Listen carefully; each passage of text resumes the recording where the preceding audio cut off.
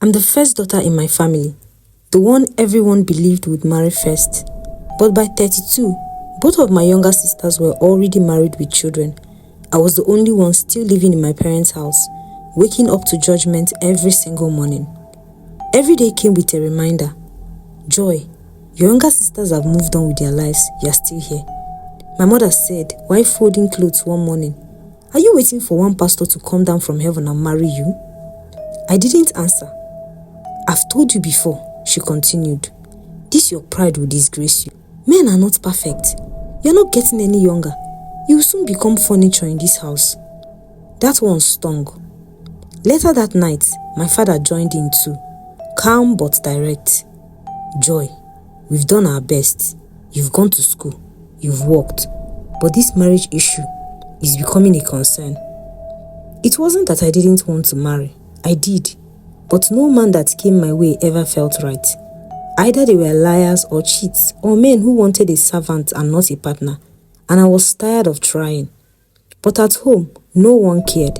What they saw was an unmarried woman taking up space. They stopped asking if I was happy.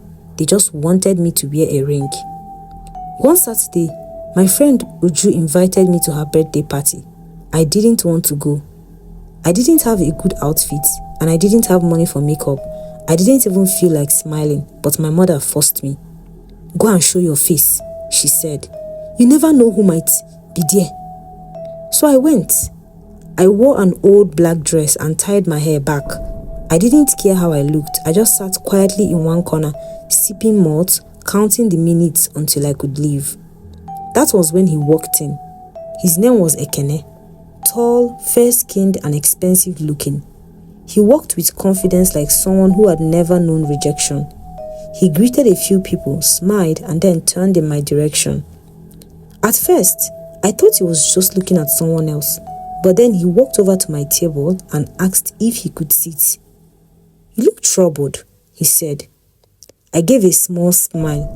"I'm just tired." "You're too pretty to be tired," he replied. I rolled my eyes but smiled again.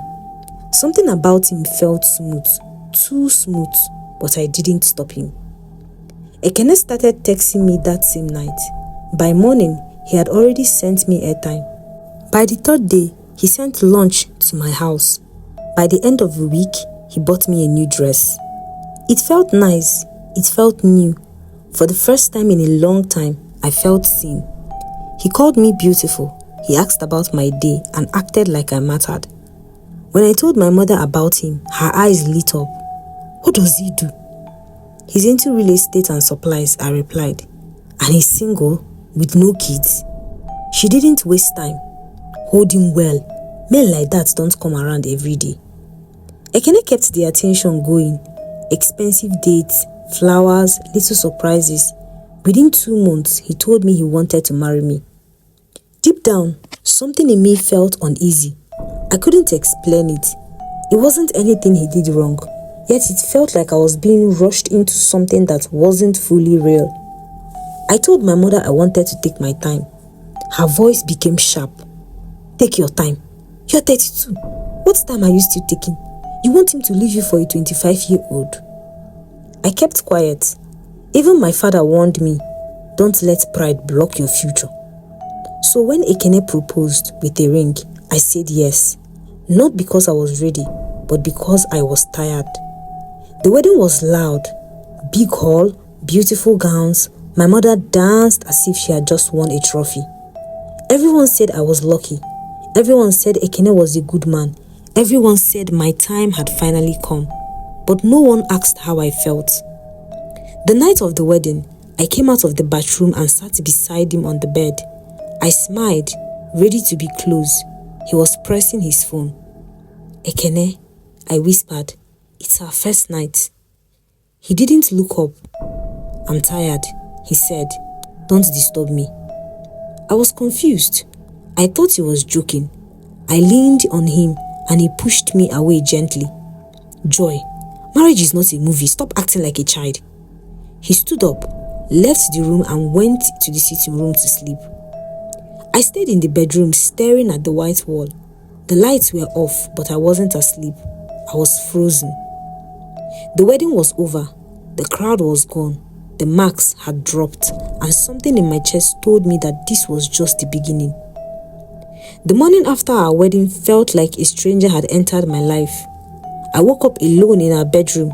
Ekane was already in the sitting room, fully dressed, watching TV like nothing happened the night before. I greeted him gently. "Good morning." He didn't even look up. "Morning," he muttered. I went into the kitchen and made breakfast, boiled yam and egg sauce. I arranged the tray, brought it to him and waited for a reaction. He didn't touch it. "You don't like yam?" I asked softly. He glanced at me briefly. "I'm not hungry. And next time, ask me what I want before wasting food." That was the first time I felt something inside me snap, but I swallowed it. I told myself he was probably tired. It was too early to start imagining problems, but I was wrong. In the weeks that followed, Ekane became a stranger in his own house. He left early and came home late. When he came back, he barely spoke to me. Sometimes, he walked in, took a shower and went straight to bed without a word. Other times, he would sleep in the guest room, claiming I was disturbing his peace. I started cooking different meals, trying to please him. Nothing worked. I would lay the table and wait. He wouldn't show up. Sometimes he would come back drunk, smelling of perfume I didn't own. I began asking questions. "Ekane, is everything okay?" "Everything is fine, you're just too sensitive." One day, I asked him why he never told me anything about his business anymore. He snapped. "Are you my investor? Must I report to you like a child? You better behave like a wife and stop acting like a monitoring spirit." That night, I cried in the bathroom while brushing my teeth. I had never felt so unwanted in my life. 3 months into the marriage, I started vomiting every morning. My body felt strange and I took a pregnancy test at a nearby pharmacy. It came out positive. For the first time in weeks, I smiled. I thought maybe this was what we needed. Perhaps this child would bring us back together. Maybe it would fix whatever was broken. When Ekane came home that evening, I ran to him with excitement. "Ekane," I said, holding his hands, "I'm pregnant." He froze. His expression didn't change. "Already?" I nodded, hoping for a smile. He pulled his hands away. "You couldn't even wait. You've not even settled yet. Do you think I have time for this?" I stood there frozen, my hands still hanging in the air. From that moment, things got worse. He stopped giving me money altogether. I begged him for 2,500 naira for transport to the health center for antenatal care. He laughed. "Is it not just small checkup? Can't you walk to the place? Must everything be my responsibility?" Another time, I asked him for 3,000 naira to buy blood tonic. He ignored me completely. I started saving the small money I had left from before the marriage. When that finished, I began calling old friends to borrow small amounts for hospital appointments. One day, after I asked him for just 1,500 naira, he looked me dead in the eye and said, "You are a full liability, useless. All you do is eat and sleep. I regret marrying you." He stood up, slammed the door and left. I remember the night clearly. I hadn't eaten all day. I was too weak to cook. I asked him gently, "Please, can you help me get food on your way home?" "Just bread and egg. I haven't eaten." He walked into the kitchen, looked around and came back. "Joy, you mean there's nothing in this kitchen and you're sitting like a queen?" "I've not had money for 2 days," I said softly. "You are useless," he said, "a liability." I stood up. "Stop calling me that, please."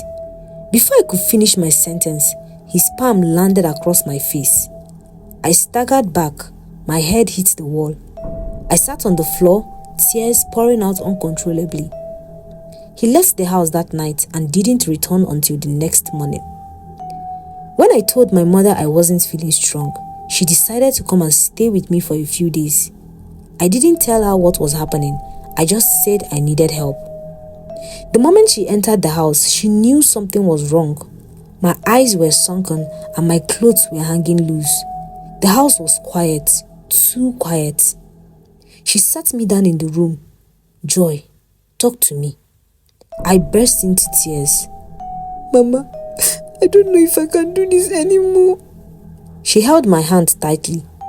"No marriage is perfect," she said. "Men can be difficult, but you must endure. You are a wife now. You can't just pack your bags and run away. He will change, my daughter. Just be patient." "But he slapped me, Mama." She froze for a second. "Maybe you provoked him," she said slowly. "Just give him time. Things will settle." I nodded, but inside I was breaking. One Sunday afternoon, Ekane came back from a trip and forgot to lock his phone. A message popped up. "Thanks for the $3,000, baby. I've paid my rent. Can't wait to see you in the red shirt. Love you." I froze. I opened the chat and the name was saved as SB. Her profile picture was bold, face full of makeup, legs crossed in a hotel lounge. I walked to Ekane with the phone. "What is this?" He looked at it and then looked at me, and then he laughed. "She's not a liability like you. At least she brings me peace." I stood there, holding my chest like my heart was about to fall out. "After everything I've gone through, is that what you say? You're lucky I even married you. If you don't like it, pack up and go." I stayed, foolishly and hopefully. I told myself that maybe the baby would change something, but that night my body told me otherwise. It started at 12:03 a.m. A sharp pain pulled through my back and waist, again and again. I tried to stand, but I couldn't. I cried out, "Ekane, please help me." He was in the bed, facing the wall.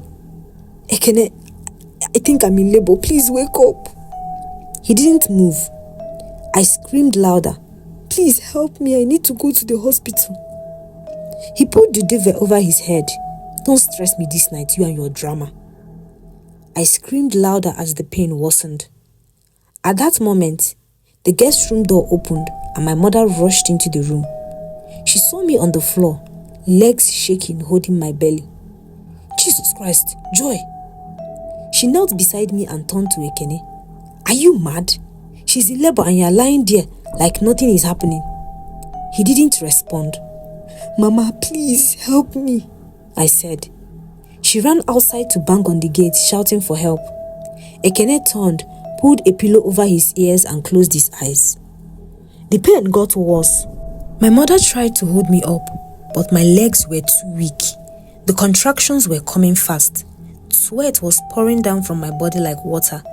I screamed again and my mother's hand shook as she tried to support me. "Somebody help us! Please help!" she shouted into the street. A neighbor heard the noise and came out. When he saw me on the floor, he ran back and came with his keke. "Mama, help her, let's go." I don't know how they carried me in, but I remember my mother holding my head on her lap, shouting prayers as we sped through the empty road. "God, don't let my daughter die.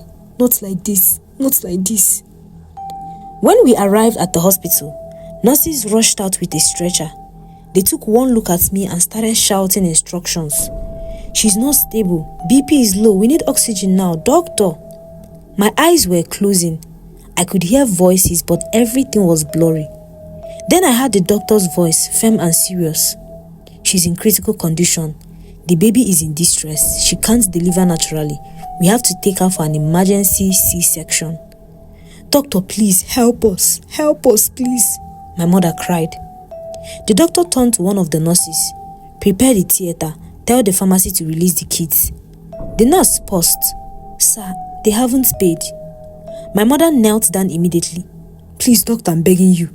We don't have the money now, but we will find it. Please don't let her die, please." She rolled on the hospital floor sobbing. The other nurses watched quietly. The doctor looked at me, then at her. He sighed. "I'm a father too. I can't let her die."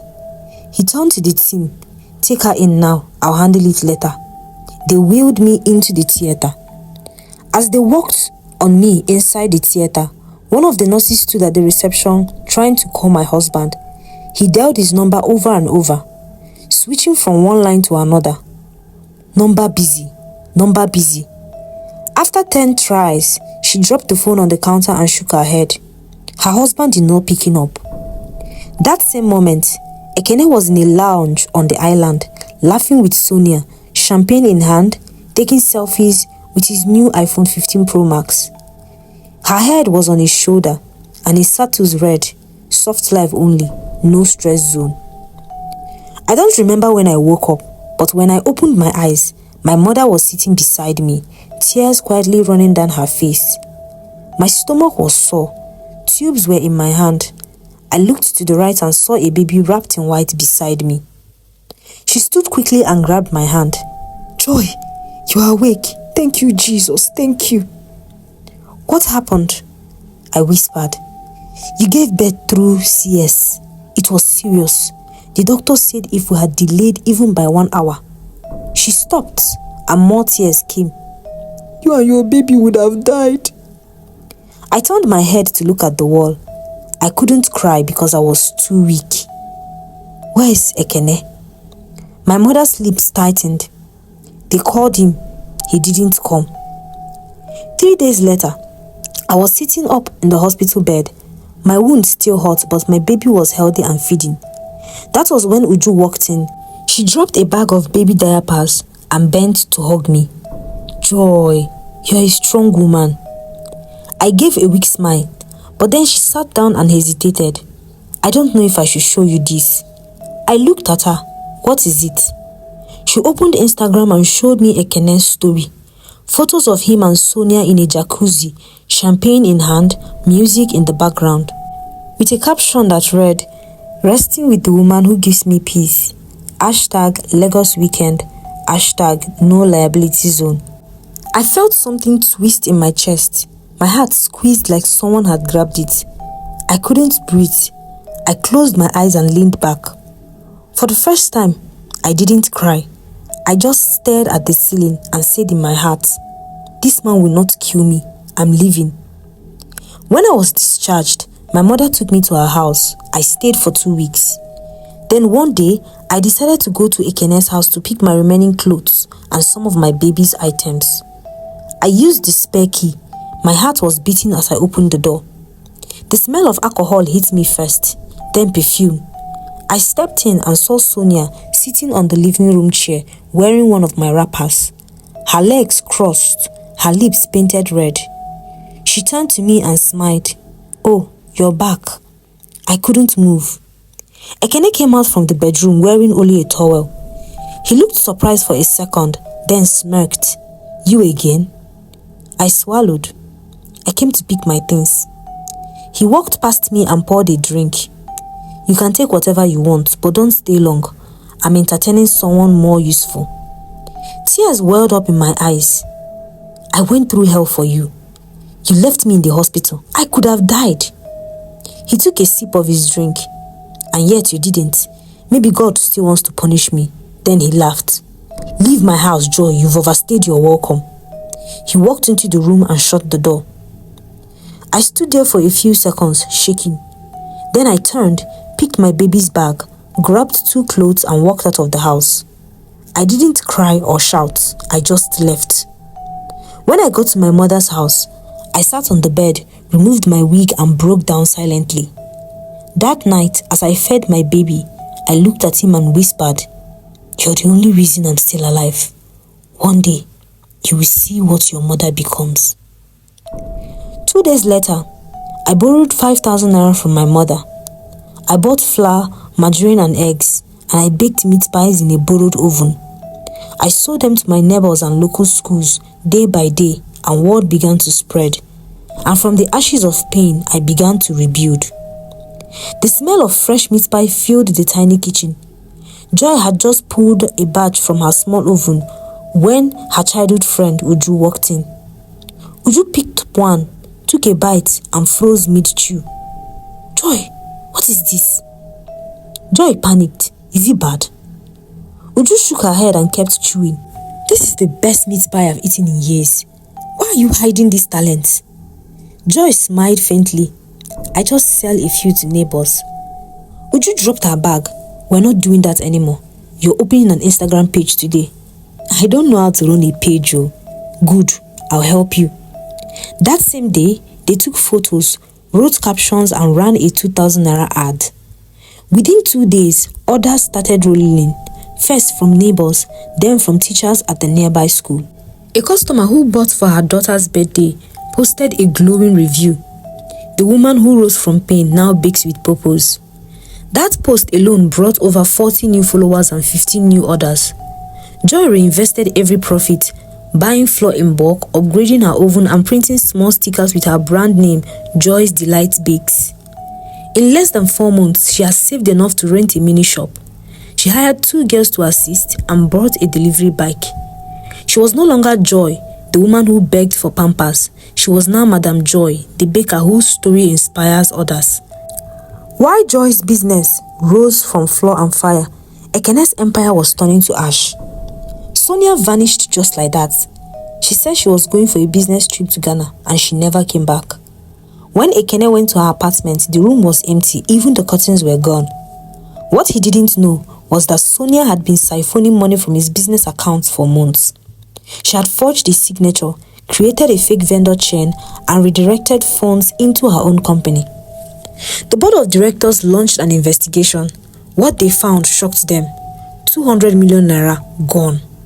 Ekane was fired immediately, hauled to report. The judge gave him a choice: repay every kobo or face 7 years in prison. He tried selling his phone. He sold his cars, even his gold chain, but it wasn't enough. His accounts were frozen and his assets seized. He moved into a 1-room apartment in a face me I face you compound, and for the first time in his life, Ekane was hungry. It was a quiet Monday morning. Joy was sitting on the veranda of her compound, packing an order of 60 meat pies into delivery boxes. Her son was inside getting ready for school. The gateman called out, "Madam, somebody dey for gate. He say make I beg you well, say him be your husband." I stood slowly and walked to the gate. The moment it opened, my breath caught. It was Ekane. His skin was sunburned. His lips were dry. He wore a faded t-shirt and torn jeans. One of his slippers was stitched with wire. He dropped to his knees immediately. "Joy, please, I'm sorry. I'm finished. They've taken everything. Sonia ran away. The company is gone. I don't even have where to sleep." Joy stood still. He continued, this time crying. "I've been punished. God has shown me. I just need a chance. Let me stay anywhere, even if it's your boys' quarters. I'll sweep, I'll fetch water, please." She folded her arms and stared at him. "You called me a liability, slapped me, left me in labor. You refused to give me money for antenatal. You fed another woman while I drank soaked garri. You left me to die." He nodded, weeping. "I was blind." She stepped forward. "Do you know how I begged your God-fearing doctor to save my life when you switched off your phone and popped champagne with Sonia? I almost died, Ekane. But I didn't. I lived, and I won't risk my peace for your pity." She turned and signaled to the gateman, "Bring the envelope." The man returned with a brown envelope and Joy handed it to Ekane. "This is 20,000 naira. Use it to hawk sachet water. There's a junction not too far from here with hot sun and fast traffic. They will need it there." He looked up, tears strolling down his cheeks. "But don't ever come back to this house again. My child must never see the man who called his mother worthless." She turned and walked away. The gate slammed shut. Later that evening, Joy sat in her office, replying to a bride who wanted to order 150 meat pies for her traditional wedding. Her son walked in wearing his school uniform and handed her a drawing of them holding hands. "You will never beg a man to eat," she said, kissing his forehead. "Not under my name." She looked out the window. Across the road, she saw him. Ekane had a tray on his head, selling cold water with the sun beating his face. Their eyes met. She didn't smile. She simply drew the curtain and picked up her phone. "He once paid for champagne to insult me. Now I gave him 20,000 naira to hawk water under sun." The moral lesson of this story reminds us to never look down on anyone, because life can humble the proud and uplift the forgotten. Joy was called a liability, abandoned in labor and mocked for struggling. Yet she rose with grace, Why the one who mocked her fell into shame? Marry for peace, not pressure. No wedding is worth a lifetime of silent suffering. Quiet women are not weak. They're just waiting for the right time to rise. And when you find peace after pain, protect it fiercely. Some people don't deserve a second chance into the life they once tried to destroy.